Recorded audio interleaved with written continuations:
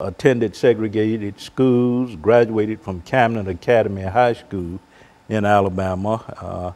From there, I matriculated at Talladega College in Alabama, graduating with a degree in history, BA degree in history in 1971. And in the fall of 1971, I became a student at Crozer Theological Seminary in Rochester, New York. It had recently moved there from Chester, Pennsylvania. And I received the MA and the MDiv degree at Crozer Seminary and the PhD degree from Northwestern University in Evanston, Illinois. And since that time, 1980, I received the PhD degree.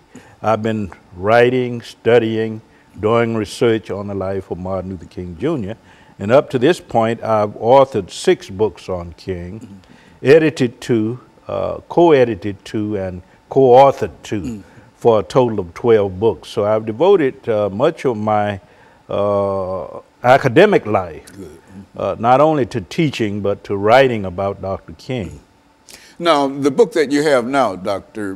Baldwin, deals with Dr. Martin Luther King from a different perspective entirely. Why don't you make some statements about that book, and then we'll come back and we'll allow you to elaborate on it after this first segment. I wrote the book because we, I think, have lost a sense of the ordinary person, the human being that was Martin Luther King Jr. Every year, third Monday in January, we celebrate his birthday. But I think the ordinary person that was King, the human being that was King, has gotten lost in our annual national celebrations. And I wrote the book to sort of reclaim that ordinary, and Dr. King was an ordinary person on many levels. He was a human being. I understand the need to create superheroes.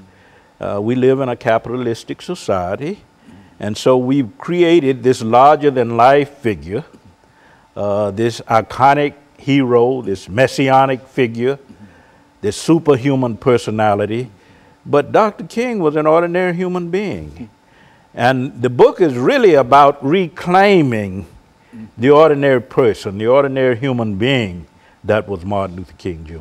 You know, I think that even the idea, Dr. Baldwin, is an inspiration to us all to understand that we don't always start, you didn't always start out as Dr. Lewis Baldwin. There was somebody that was Lewis Baldwin long before you matriculated in all of those institutions that you've attended. Yeah. And so that's the same thing we're saying about Dr. Martin Luther King, I would imagine. That's right. He was not always delivering that speech, I have a dream, and etc. There was something about him before he got to that stage of being able to do that. And this is what you were saying that this book reveals. This book reveals the very human side. We have this image of the man who made great speeches before thousands of people, who led large demonstrations, civil rights campaigns.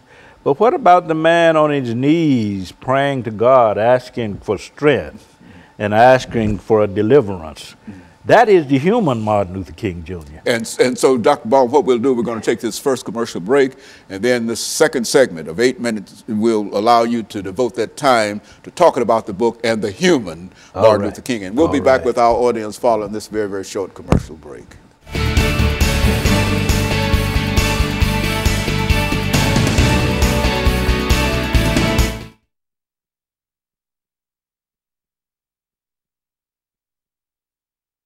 Yeah, you know, things that you want. Eating habits, love for music, all that. That's right. That's the Martin Luther King that we like to see. That people don't know. To know that he was just like everybody else. Exactly. You know, and that we can all, you know, relate to the fact of death and know that even though we might be ordinary, we can strive to the same standards of excellence. That's right. That he strove for. That's right. Yeah, well, I appreciate that. Yeah, he was not always Dr. Martin Luther King having a dream. Yeah, he was a young boy. Martin Luther King Jr., the ordinary boy, the ordinary man. Yeah, that's right. That's right. That's right.